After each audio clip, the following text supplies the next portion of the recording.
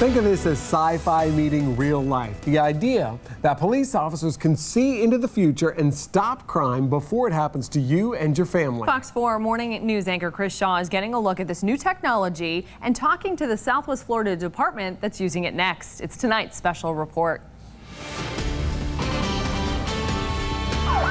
Is it possible we're looking at crime the wrong way? Instead of fear and flashing lights, should we be seeing something else here?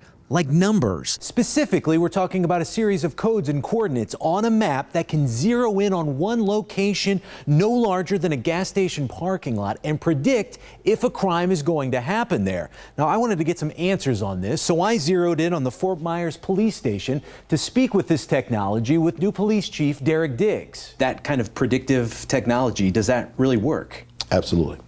Absolutely. He knows more than most. Diggs made headlines at his last job in Toledo, Ohio, where he instituted a number of crime initiatives that worked, including one that dealt with predictive policing. That's how we determine where we deploy our officers, where would they go, how would they perform their duties. He believes the technology can work here eventually, but to see it in action right now, we took a trip to Orlando.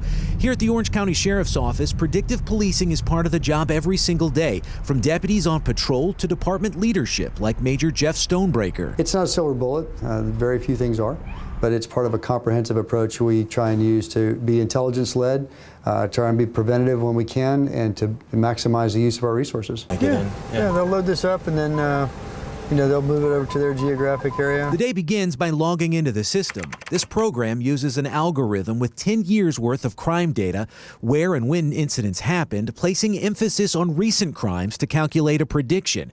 The mathematical models are similar to what's used to predict earthquake aftershocks. Tell me what the boxes mean. Yeah, so the box is literally a 500 square foot area. And so they're saying, based on all these years of records management information that we're scouring through, we think this is where you're next likely to have a problem. Deputies can access the program from their patrol cars, and the idea is to station them in those squares to stop crime before it happens. The predictions update for every shift morning to night. Other programs get even more detailed in their algorithms, taking the locations of bus stops, nightclubs, even the weather into consideration. How do you gauge success with this? It's a great question. How do you measure the crimes you prevent? There is no equation for that. If nothing else, in Orange County, predictive policing narrows the focus for deputies. But back in Fort Myers, the focus is much wider. We know that violent crime is totally out of whack for a community this size. It's totally unacceptable. And Chief Diggs plans to use predictive technology to fight it. But first, he says he has to repair a fractured relationship between his department and the community.